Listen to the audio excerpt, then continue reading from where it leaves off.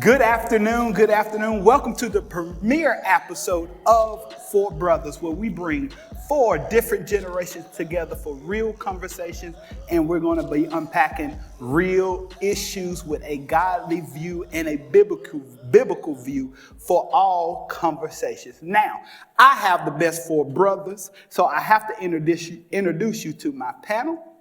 Starting here on my far left, I do have Chris Wilson. Again, I do have Fred Womble here with me. Me, your host, Charles White, and Herb Rhedrick. We're going to dive right into these topics. At the end of the show, we will have a generational gem where we will give you something to think about, and we pray that it touches your heart and your soul throughout the show. Four Brothers commits to the following rules of engagement, aka brotherly love. Each person brings a statement with the topic of each episode and breaks it down. The other three brothers get an opportunity to respond. Each statement and response needs to be supported biblically and or with church history. Finally, and most importantly, we always remember we are brothers in Christ, lifting each other up through these discussions. Without further ado, let's get into the first topic here. And we're going to be talking about the civil rights movement. The civil rights movement, guys. I think when we talk about this and we think about this idea of the civil rights movement, we wouldn't have it without women. We wouldn't have a movement without women. And I even go to the Bible looking at Jesus' mother and what she went through and what happened after that with her life, and how it impacted her, knowing that that was her baby. And then I think about Emmett Till's mother, Mimi Till, who said, I want them to see what they did to my baby. And that fired up brothers and sisters across the country to say, wait a minute, we got to do something about this. So that's definitely what I feel about the civil rights movement. We wouldn't be here without women and their push. All right, well, look, I agree with you, but I'm going to disagree to an extent. Would the movement still have happened without mothers and without women? Sure, but would it have been the same movement? I don't think so. And biblically speaking, if we look at even the gospel, right, the first carriers or the bringers or the bearers of the good news were women. Would the gospel have gone forward without the women being the first to go to the tomb? I believe it would have. But the movement would have been the gospel movement that's global now would have been totally different. Now we see, because of Mary Magdalene and the other ladies being the first at the tomb, they were the carriers of the gospel, the first carriers of the gospel. So I have a hard time even in present day wrestling with some of the brothers and maybe even some churches who try to put women in a more subservient position when it comes to the faith.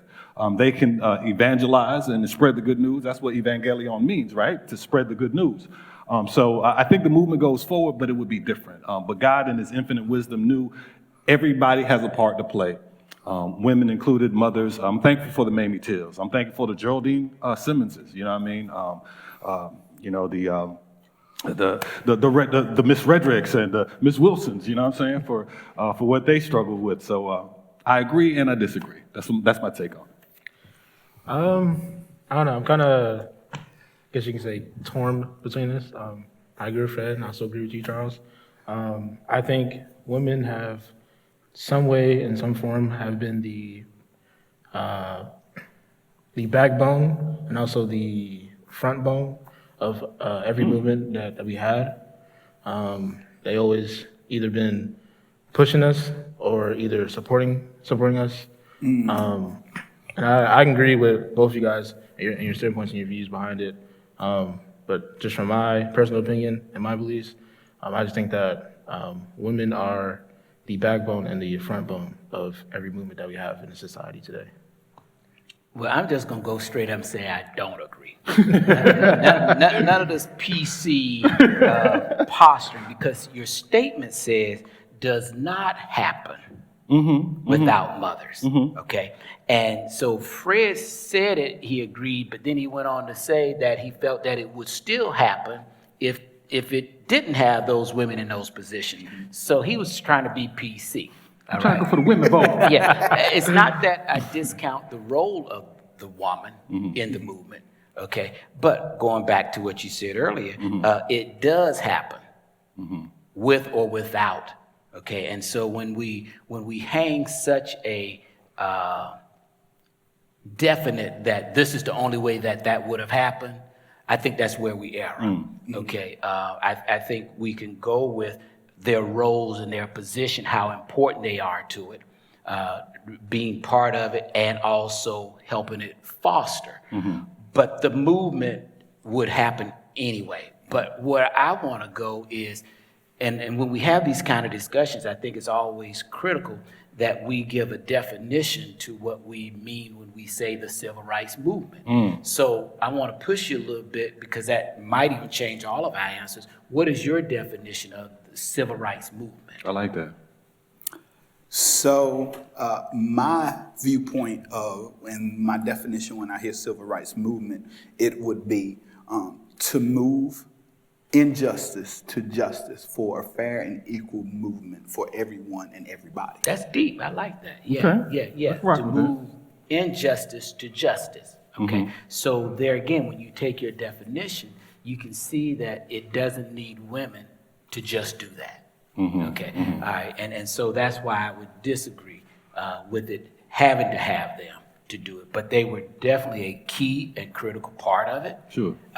Because of the injustices that they face and that their children face. Sure. Okay. And so that's where I would sort of land with that. Okay. 57. Yeah. All right, 57 over here. All right. So I guess I'm up next. Am I up next? Yes, sir. Oh, yeah. We've been waiting on this, Doc. Yes, sir. Talk to us. So, I made the statement that the church should not support the Black Lives Matter organization. All right. Now I gotta make some disclaimers. Okay. Because a lot of times when you jump out there and you make a statement like that, people shut you down. So I say, don't tune me out till you hear me out. Sure. Okay. Sure. All right. So first off, let me state that I believe racism is real and injustice is real. Okay, I believe that, right? Second, let me state that Black lives do matter. Okay, the lives themselves, as well as I said earlier today, brown ones, yellow ones, white ones, gay ones, straight ones, transgenders, all lives matter. Okay. And so from the standpoint of lives matter, I'm down with that. But as far as the organization, I'm not down with that. And the reason I can't be down with that is because of their tenets or their core values. And I start off with one of the top ones. You hear a lot of the other ones, but I'm going to roll this one to the top because I think it takes care of all the rest of them. I'll give some of the other ones.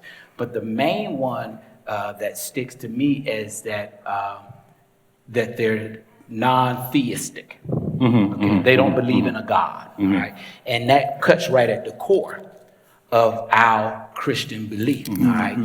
And everything else, all of their other beliefs fall off because of that, all right? So you can be fighting the right battles for the wrong reasons. And so I can't co-sign with you as an organization if your reasons and your tenets are wrong. You start out right at the beginning of Genesis 1:1. In the beginning, God created. So boom, they're right out the gate. Whole Bible gone. And then after that, you look at their belief of the family structure. They don't believe in the family structure as it's portrayed in the Bible, okay?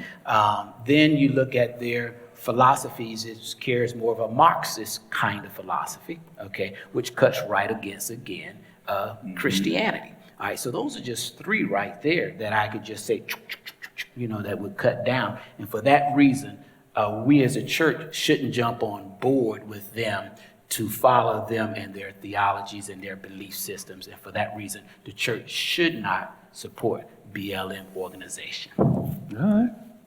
Well, who wants to top that one? Wow. You up first, young man? Let's go, Chris. What you got? Wow, y'all gonna throw me in the spot. Okay. Yeah.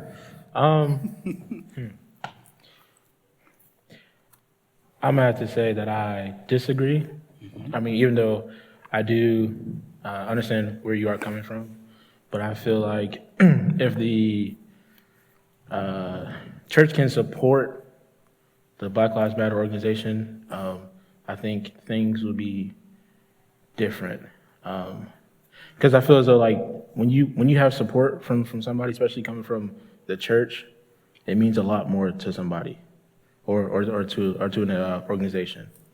So I feel as though that if the church can step up and actually support the Black Lives Matter organization, that there can actually be better outcomes from the organization itself. Well, I want to push back on that, with that, following that kind of logic. So if the church supports, say for instance, the Klan, right?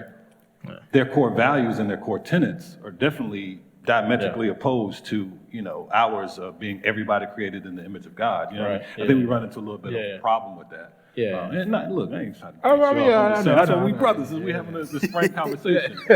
But I could just jump in there, and actually, I'm going to agree with you, 57, because but what I agree with the not supporting the organization, but what I don't want us to do is to continue to allow the organization to be confused with the movement for Black lives. And that's why I made the distinction. Yeah, and that's why, and I'm glad you brought that. And brought that up front with the definitions and words matter. Right. Because if we look back at the history of it, the Black Lives Matter even began as a hashtag in response to the death of Trayvon Martin.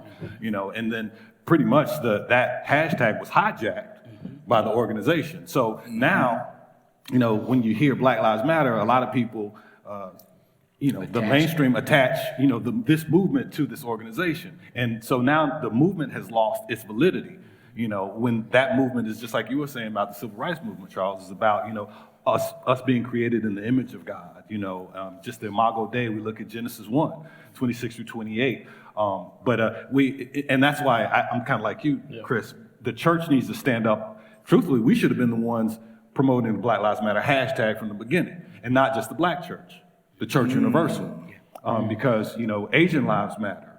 Like you're saying, the white lives matter, the Appalachian lives matter, gay, straight, trans lives matter. But what I also too don't want to, and what gets my goat is when people conflate, a whole bunch of things to this movement that don't belong, right? We're not saying that only Black lives matter, but just like you're saying, you're on your street and one house is burning, right? You don't tell the fire department, well, wait, don't put water on that house because all houses matter. We know that, but only one of them's on fire. So that's kind of, where I wish we as a church would really stand to really speak towards the difference. The organization is the organization, but the movement is the movement. I think the movement is a biblical movement, and our God would be pleased and honored by us supporting the movement. Yeah, and before we go on to Charles, I think the other piece of that, Fred, you made the mention about the church, having to speak to that. The other part that we also need to understand is that when we say Black Lives Matter, the way it has been postured in the political arena, it's just mainly when there's a black on white crime or, or police or something of that nature. Sure. If we're really going to be visible and vocal about it, we have to have that same kind of posture when blacks kill blacks, lives matter. Okay, and so this is where it gets twisted, you see, and that's why, going back to your point, Chris, when the tenets of why you're fighting this fight are twisted, you want to draw in good people to fight a twisted fight. Okay, and so we have to make certain that we look at, hey, the Black Lives Matter since Cain and Abel. Right, yeah. Okay. All right, sister. He dropped that one on there. Yeah. All right, go ahead, that's Charles. What's up. I would have to say I agree and disagree, because when Black... Wait a minute, what do you agree with and disagree with? I agree with the premise that the church shouldn't promote Black Lives Matter, but it took me a while to get... Organization. Okay, all right. Organization. Okay. But it took me a while to get to this, because when it first happened, when I first saw a police officer kill a black young man that looks like me, that, probably go through the same things with me, I'm like, I was at the community college at the time. And so I walked in my advisor's office mad. I was ticked off. I said, look, this ain't right. And so thankfully, she walked me through that process of what's the next steps after you're angry. And I think that's where the Black Lives Organization missed me, is we get hyped up, we march, we protest, but what happens after that? There has to be something after. We have to go to our representatives. And me being now a political science student, I'm big on going to your representatives, being in their face, letting them know who you are so that they just don't think about a black life when it's election time. Yeah. Or when we see a Trayvon Martin, or when we see a Breonna Taylor. Don't think about that black life. And that's why I do get what you're saying about the church. Because the church, and going back to our first topic, the civil rights movement started in the church. It started in the church. But it took other communities, other churches, to see Bloody Sunday to say, hold up, this ain't right. We need to go help our brother and sister in Christ and There move this forward. Yeah. Right. And that's the key, as you're talking about, the church is on the lead instead of on the follow, because again, you go to Micah 6:8, right? It tells us what God wants, right? To us to do what? Justice and what else? Mercy. To act justly, to show mercy, right? And to walk humbly before him and with others. Right. All right. And so, and again, it just goes by, organization versus movement. Yeah. Okay. Yeah, that's deep, man. I like that. All right. See, that one wasn't as contentious as we thought it was going to be, was it? Yeah. Now we got to move over to Generation Z over here. Yes, sir. Come on, Z. So I've been thinking about this statement I'm about to say for quite some time. So my statement is that I truly believe that the church should be going to the communities. Me growing up as a kid in church, loved church all my life, but I felt a disconnect between the community and the church. And what I mean by that is that I feel as though that the church they're reaching out, but they're not going out. Like the church can, the church can, do certain stuff like we do here at First Missionary. We kind of, do groceries and stuff like that. And it's kind of like, in my opinion, from a 2000s baby standpoint. Wow. It's like 02. We feel as though it's like you're just reaching out, you're not like going out. And I think as though that if the church can actually go out to the community, that's how you're able to actually draw people in. Could you flesh out the more go out? So I kind of remember pretty much when I first moved here to Concord.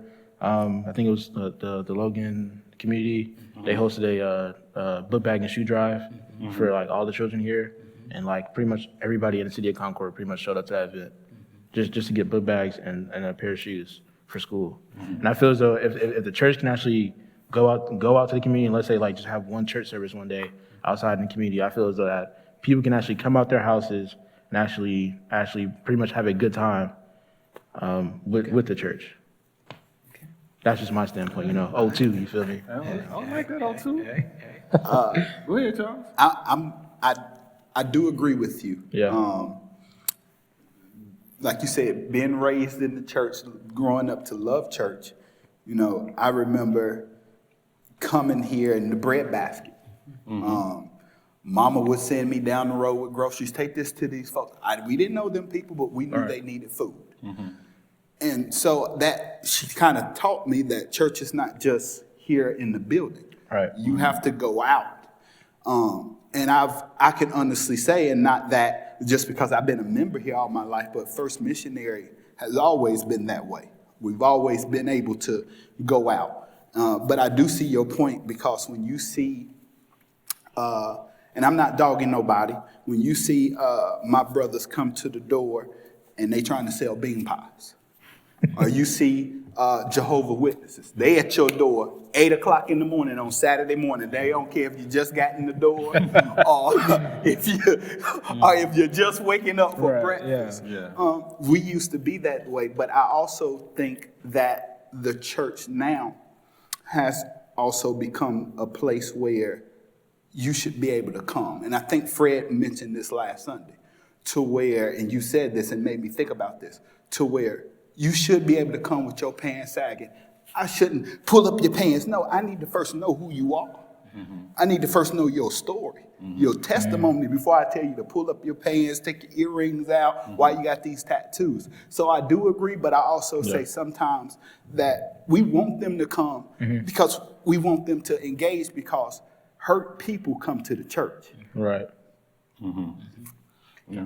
I'm going to go with when you say the church needs to be more involved and engaged. Sometimes we look at it with a small microscope and we sort of pigeonhole that this isn't happening. But if you look at the church universal, I think you have to then go and look at it from a universal standpoint. And then we go to 1 Corinthians, the 12th chapter, right, where it talks about that we're a body. And there's different parts doing different things. And so we've, like you talk about what we do here, we can't be everything to everybody, but we can be something to somebody. Okay. And so we have to look at, if we add up all the different pieces, would you not be able to say that there are going out? Because there are churches who may do more mission-minded kind of things that you look at. But oftentimes what is cast at a certain branch of Zion, we aren't going out. Well, again, if you're a lung, you're not doing what the heart does. Right. Okay. Or if you're a hand, you're not doing what the foot does. Right. Okay. If you're an eye, you're not doing what the ear does. So if the ear says, you know what, I can't see, and the eye said, well, I can't hear. Well, I got to do more hearing. And the ear said, I got to do more seeing. Now we're not functioning within the body. So universally, I think we're hitting all the spots. But if there are holes in our community, then we need to say, okay, which church is going to step up and fill that hole? So that's where I Okay. And I think we're all in agreement on this issue. It's just a matter of the how, right? But I don't think the question is, should we engage more? Right. Because we look at the parable of the banquet when Jesus is sitting around in Luke, and he tells that parable about the party giver. He sends out an invite to all his friends, and all his friends hit him back like, nah, bro, I got something to do, got something else going on. And so he hears the servant comes back, telling him, hey, bro, ain't nobody coming. Right, so he says, well, go out to the highways and the byways and invite those, those poor, those lame, those sick. That's what we should be.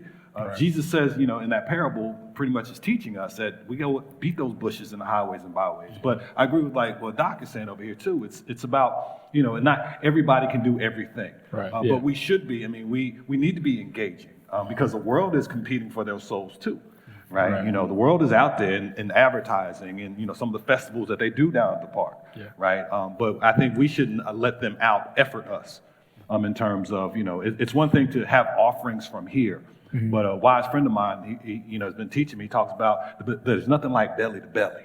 Right. Up close and personal with somebody. Right. So I'm rocking with you on that. Yeah. But it's just like, I don't think we should cast too much of an aspersion on the church universal because we're not getting it done to one's liking. Right. It's getting done. Yeah. Could we do more? Sure. Yeah. Could we be more concerted in our efforts to do it? Sure. And going to that, what you just said about the concerted effort, Chris, where I think it would have a greater impact, and I think that's what you're talking about, this visible impact, is if churches would come together more collectively and do some things that are more visible, in being able to show the strength of the church. But because many churches operate in silos, and then inside of that, there's silos inside of silos, then our effectiveness is minimized, and we don't get to see how much we are pushing back the doors, that those prevailing voices and things of that nature. But good no doubt, it's like this versus being like this. That's right. Yeah. So I'm just curious here. So could that be because of the fact that we have become so in this society? Like you said, like you said this morning, I'm a Baptist. I'm African American Methodist. I'm Cogent. I'm Pentecostal. And since you don't do communion on first Sunday, I can't rock with you. Or since you don't shout down the aisles and lay hands, I can't. So And to that point, Chris, I think you're hitting the nail right on the head that we have become so fractured that we have become ineffective visually as effective as we could. Yeah. Right. And just like certain organizations have those tenets to say, as long as you adhere to this, we ought to be able to stand together. And the church should be able to cut that piece out, and that is Jesus lived, died, and rose from the dead. Yeah. All right, and he's coming back again. If you could just carve out that and then get away from all those other fractured pieces, most denominations will see that we're more alike than we are different. Yeah. And I think that would drive Chris' point home, and it would be more visible if that were the case. And I like it's analogous for me. It's like the organization versus the organism. Yeah. We carve out that piece you were talking about, Jesus Christ, buried, resurrected, and coming again. Right. That's the organism. That's right. And that's the church universal. I don't care how you do, Communion, your baptism, or when you do blessings, communion, baby blessings, all that. But we carve that piece out. Now we can form and operate like that organism versus being these separate organizations. You look at it in the world, right? You got the Bloods and the Crips, you know what I mean? But they all originated from the same locus, right? Which was supposedly community re-improvement, but you see what happens when it gets fractured. Now you got war. So we need to go down that on one episode. All right. So, all right, well, look, I think I got my point here. Yes, sir. So we're going to jump off onto this one. And I'm glad Pastor, Herb, it feels kind of weird calling you Herb, but my brother, so I can call him Herb, made mention of definitions and words matter, right? And so, considering that words matter, the Lord placed on my heart to share and for us to discuss. Basically, my point is this: a Christian should be proud to be considered woke. The reason why I say that, first off, is we need to define woke, right? From my understanding, from what I've grown to know over the years, it's 20 plus years, if not more, that the word, our culture, Black culture particularly, has used the word to mean, it means that you're aware of things that are going on, all right? Or becoming or being fully aware of systematic or sociological, economic, or comprehensive mistreatment or injustice of a particular group. Since it came, at least in my studies, it derived from our culture. We used to use it, I remember using it back in the 80s when I was a younger pup, rather. Like being woke means I'm aware to these things. I was aware of apartheid regime in South Africa, but almost like when we looked at the Black Lives Matter organization and the movement for Black Lives, I believe it's been hijacked by a culture that wants to redefine the word to mean something that it was never meant in its origin to mean, and almost is now what they call a pejorative. It's now a negative term. But I go to the Bible, right? Because the Bible is our authoritative source on everything, right? Yeah. And I go to Ephesians, the 5th chapter, and I look at verses 13 and 14, where Paul calls the believers there at the church of Ephesus to wake up, right? So that they can live lives as children of light and to find out what pleases the Lord. Now, we're talking about believers, right? And we all had that awakening, right? We recognized that our lives we were sinking deep in sin, right? And we needed a Savior. We awoke to the realization that sin was a part of our lives, and we need to be awakened to the kingdom of light. So I really believe that being woke, it shouldn't be used or worn around our neck as a pejorative, but instead we probably should reclaim it to say that, no, we should all be woke. It ain't just Black folks, but all believers should be awakened to the reality of sin in the world. And last time I checked, racism is a sin. And for some reason, it feels like our society, our culture some of us like to treat like racism has been eradicated and cured. Why would that be the only sin that's been, because we still got greed, we still got envy, we still got lying. Racism is one of them, it's still here. So we should be awake and awoken to the fact that it exists and to push back on it. So that's my take on it. Go ahead, Charles. I do have to agree with How that. much I owe you for that? But I'm going to go to a different part of the Bible. Okay. And it was the last days of Jesus. We clearly see the last days of Jesus when he asked his disciples, stay up and pray with me. Stay up and pray. Like that's all he asked. But they were so tired from being with him and doing their disciple work that they needed to rest. And they didn't wake up and realize what was happening until he's arrested. Mm-hmm. And now we have this battle going on, and Jesus here says, no, this is supposed to happen. And I think sometimes we have to awaken ourselves to things that are supposed to happen to better move us forward. And I think about that with Dr. King. I think when he was assassinated, we took it as, oh my gosh, they just killed Dr. King. But he even says, before he died, if I don't get to the mountaintop with you, he says that in his speech, I hope to meet you there. He's letting us know, I'm moving this thing forward, but y'all still have a job to do. So I do agree with your point about being woke. That's what's up. Okay. Wow. Why you sound like that? Sound like he wanted to go in a different direction. Sound like he wanted. That was a lot right there. That was deep. I agree with you. I think Christians and even everyone should be woke, quote unquote. But I'm even, I guess, take it a step further, especially with religion. I'm a youth and family ministry major at Millennial University. Hello, represent. So, go Bears. Is that what y'all want? Yeah. Okay, sorry. But I'm taking a lot of religion classes now for my major, and I'm taking the this New Testament class, and I'm starting to find out things that are just very fascinating and so interesting. I think I told you, Fred, I was doing a pericope. Pericope. Yeah. And I chose John 11. I think 28 through 30, 27 through 38 is where the story of Lazarus and that Jesus wept. And I totally agree with you, Charles, about, what you said about Jesus in the last days and how he awoken, and also the disciples. And I kind of found that in the passage where basically when Jesus saw that Mary and the other Jews were crying, that's when his spirit got deeply troubled, and then he wept.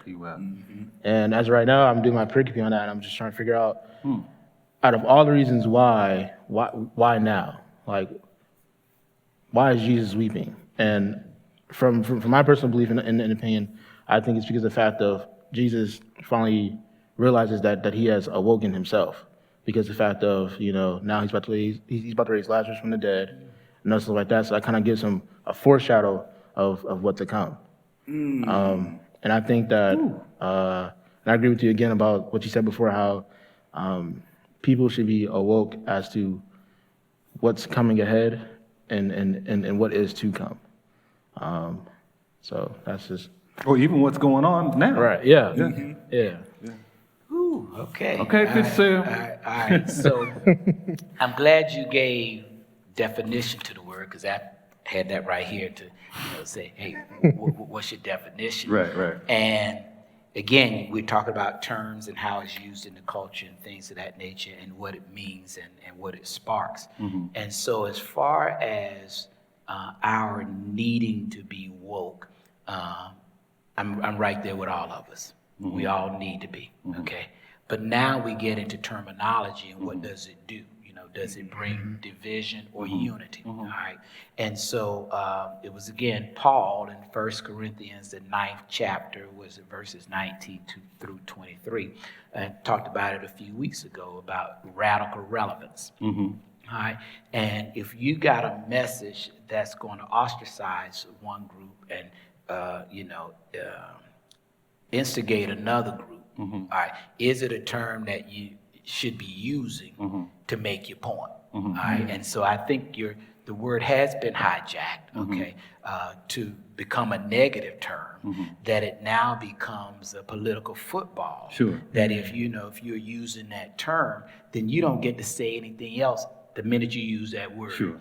And so again, it's sort of like the Black Lives Movement and the Black Lives Organization. Do we need to be woke? Absolutely. Okay. Do we need to include that in Christian hashtags and things of that nature? I would probably say not, because of what it can do for those you're trying to attract, right?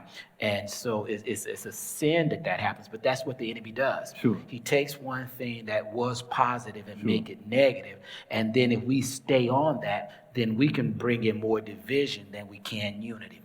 And so the movement of being woke, yes, absolutely, we need to be there.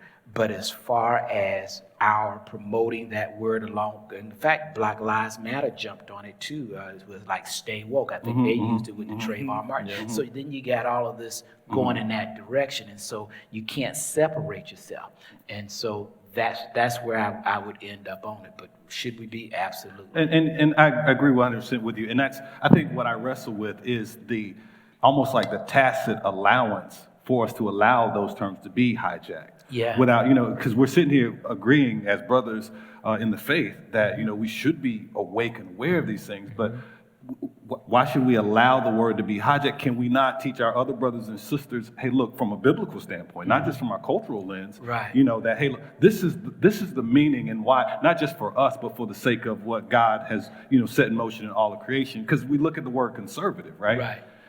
If you look at conservative in a lot of our cultural circles, that puts you, again, it's a put off, right? Yeah, right, and it's the same kind of thing. Right, but we allow them the space to explain. I mean, they will explain to you why they're conservative and what and then we can come back and go, okay, well, either we can agree or disagree, but at least we've given them the breath to do that. I would argue with you there, because I think the minute the word comes out of our mouths, we've already gone into our camps. Yeah. Camps. I'm a sit there, going wah wah.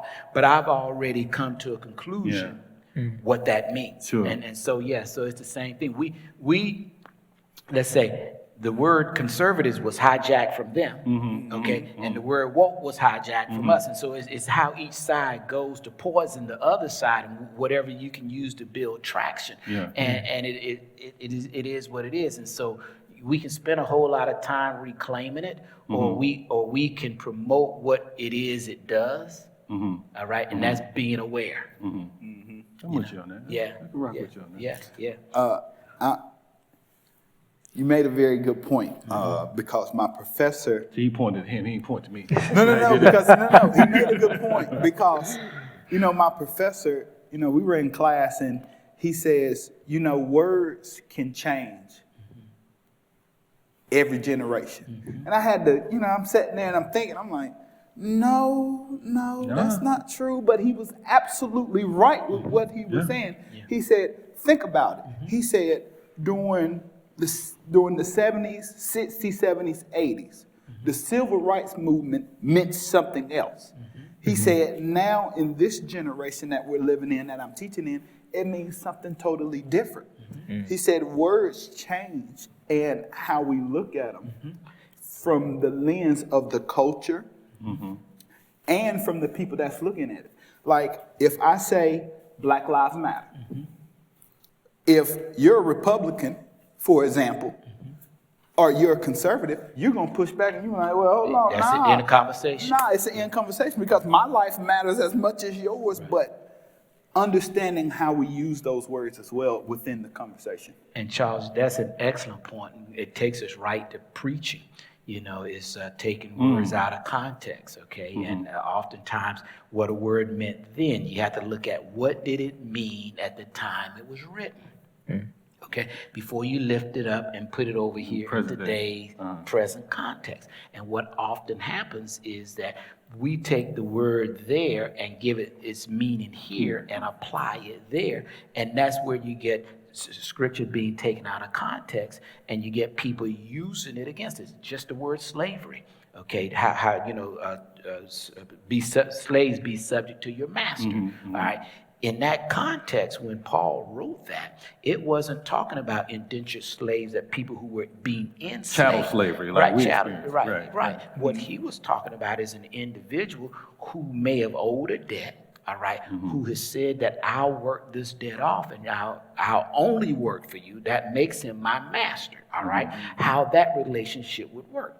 But when it came here to America, they used that to say, hey, you're supposed to do what I do. So now when we hear that word slavery, we all bristle when we hear it. So, man, that's a powerful statement that you made there. And all of what we're talking about, this is why it's important that every time we have a topic, we sort of identify it and then define it and make certain that we contextualize it, because then we can have better conversations. And if more people would do this, then you could have healthy conversations. And you're doing an awesome job, man. You are, man. Thank you for leading us, bro. It's been dope. Yeah.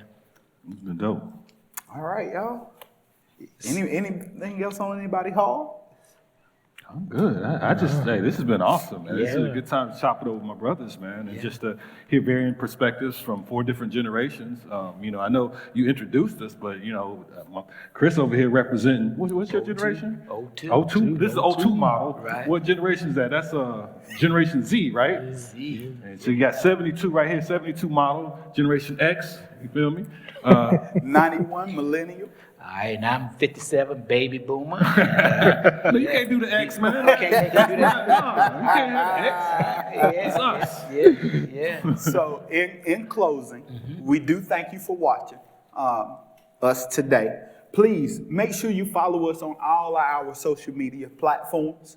If you could just follow us on our FMBC page at .Concord, FMBC on Facebook. Then on Instagram, you can go to FMBC/Concord. That's where you can find us. Then Twitter at FMBC/Concord. Then find us on wonderful YouTube. You can always find us on YouTube at FMBC Concord, where you can get all our wonderful service, our podcast, and our wonderful generational gems. Yeah, and with that, here's what I came away with, because I started looking at all the questions. And all the questions we were wrestling with, what is the position of the church? Where should the church be in this? Whether it's with woke or being in need in the community, or starting the civil rights movement, or supporting Black Lives Matter. And I kept wrestling. I said, man, and how they were all interconnected, because as I kept studying and I looked at, you take the Emmett Till piece and the civil rights piece and roll that on into being woke in the 80s, and then woke that got hijacked to the Black Lives Matters movement, and then the church losing its effectiveness. So where did all of this come from? And then as I boiled it down, I think the gem I come away with is the church must lead movements, not follow them. Yeah. That's what's up. And if we lead those movements, all of those other ills that we were talking about, where should the church be on civil rights, or where should it be on woke, or where should it be in the community? If we're leading those movements instead of following them, I think we'll have the impact that Chris was talking about. Man, that's what's up. Yeah. Wow. That's powerful. Look, we're going to agree on that one. Yes, indeed. But thank you, Charles, for what you did, man. Thank y'all. man. Thank y'all. Thank y'all. Until we see y'all again, we hope you have a wonderful, blessed week, a wonderful, blessed rest of your day. Till we meet again. See you soon. Peace. Peace.